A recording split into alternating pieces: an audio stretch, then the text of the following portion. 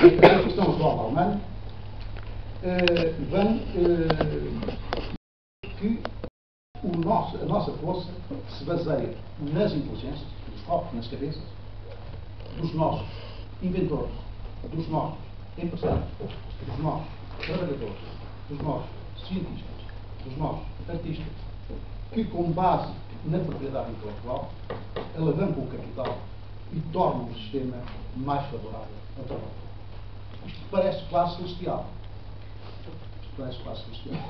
Mas é o que escrevem os autores que são também juristas e que sabem de cor. É isso. Portanto, era bom começar a fazer isso.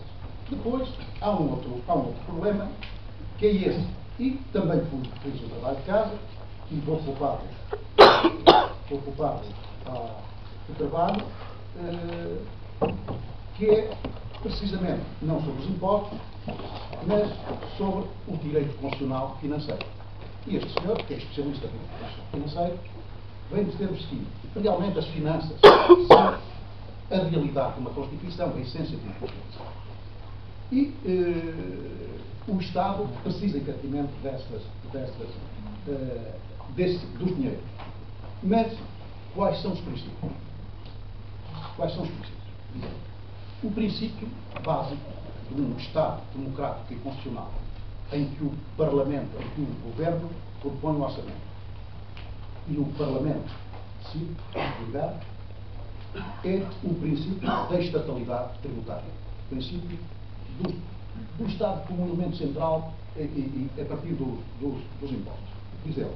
Mas há agora uma questão controversa, em que se pergunta se o Estado deve basear-se nos impostos votados democraticamente, ou se deve optar por um outro tipo de orçamento, que é o orçamento baseado em taxas, o chamado Estado prestacional, em taxas que se reconduzem a um sistema de equivalências, se reconduzem a trocar o cidadão pelo consumidor, o cliente ou o utente. Não é o mesmo Estado. Não é o mesmo Estado o meu filho, os meus filhos, os meus netos terem o primeiro bagido na maternidade pública, ao lado de cigano. Foi o que aconteceu com os meus filhos, ali no corredor da maternidade ir para a escola, portanto, vários subsistemas sociais em que nós estamos habituados, e que ter médico que os acompanha durante toda a vida. E outro é, diz este homem, é trocar esta cidadania dos serviços sociais universais por equivalentes a partir de financiamentos pontuais, ocasionais e ocasionados. O que é que nós queremos dizer? É: eu vou para a escola, pago; eu vou ao hospital, pago; eu vou para a segurança social, pago.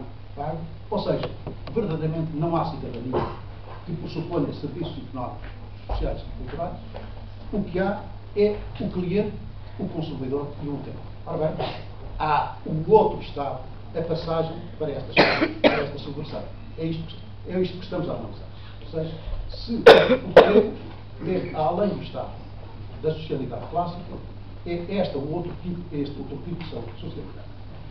Eu quero dizer-vos que estou relativamente à vontade neste tema, não é porque o domino profundamente, mas porque que há 3 anos propus a um meu discípulo muito inteligente que discutisse o seguinte: o que é que se pretende quando se fala em racionamento dos serviços de saúde? Foi outra grande discussão. Ora, o racionamento dos serviços de saúde era a tradução do rationing americano ou do racionalismo alemão.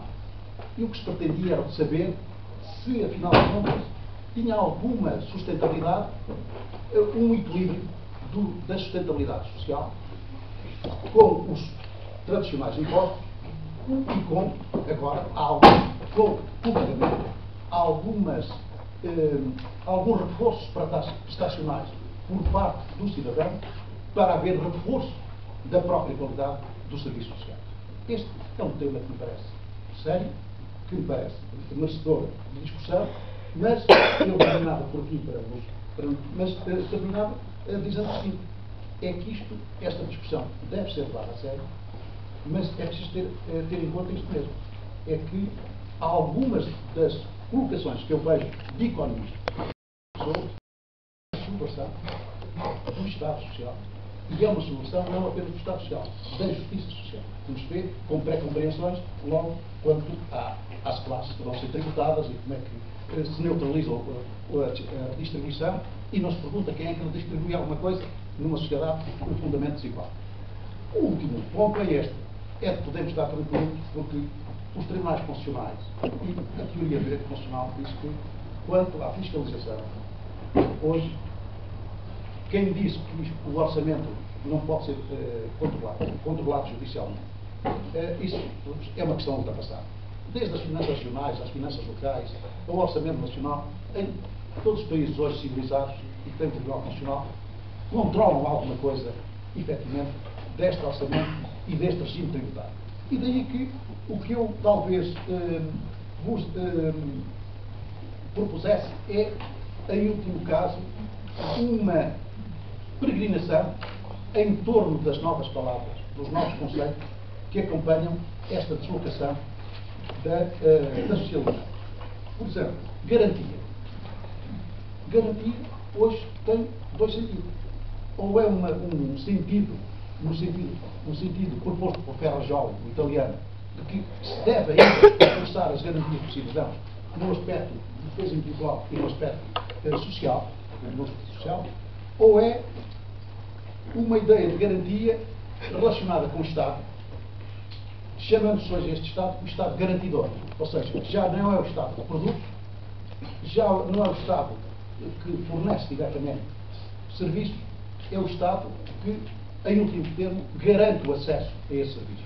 Garante o acesso à água, garante o acesso à eletricidade, em último termo. Mas não é já ele que produz e que tem a responsabilidade dele. É a ideia do Estado garantidor. Como vê, dois sentidos diametralmente opostos. Mas é isso. Depois, a ideia da responsabilidade. Quem for ver esta literatura diz que a responsabilidade do Estado é diferente. Não é o Estado a ter serviços, a ter escolas, a ter hospitais, é o Estado que assume a responsabilidade de estas prestações civilizacionais existirem, mas sem que se comprometa diretamente. O problema é que é um Estado, afinal de contas, com duas dimensões. É o Estado que regula, que privatiza, mas ao mesmo tempo que fica garantidor das prestações sociais. Depois, o acesso que é a categoria central. Se formos ver a Constituição Portuguesa, a Constituição, a Carta Económica dos Direitos Fundamentais, a Carta dos Direitos Fundamentais da União Europeia, aquilo está cheio de acessos. Cheio de acessos. Acesso à saúde, acesso à escola, etc. Simplesmente o acesso de que fala a Constituição Portuguesa também é o acesso pago pelo Estado. Aquilo que fala a Carta dos Direitos Fundamentais da União Europeia é, afinal de contas, o acesso pago. Portanto, a ideia de que são dimensões da existência pagas. E daí que o acesso seja hoje a palavra-chave. Ou seja, como é que nós, é a diferença entre estar incluído ou estar excluído, é saber como é que há a ponte de uma margem para a outra margem. E, no fundo, todo este esquema discursivo está hoje misturado. Mas é importante nós, quando debatemos problemas, debatermos todos estes tópicos e, sobretudo, no atual momento, eu permito-me talvez salientar isto, ou seja, o atual momento é este momento decisivo de desocultação de discurso. No fundo, eu acho que o que é fundamental é desocultarmos os nossos discursos, enfrentar os problemas que existem, ver se os compreendemos e ver se, efetivamente, conseguimos ser cidadãos, salvando um país que verdadeiramente vai continuar, porque tem séculos de história e eu acredito nele. Mas com estas dificuldades. O que eu vos proponho é, efetivamente, uma troca também de discurso de economistas, de sociólogos, de juristas, porque realmente é isto que está aqui na vossa iniciativa e depois, se houver a conversa, espero debater isto com os meus colegas e convosco. Obrigado pela vossa atenção.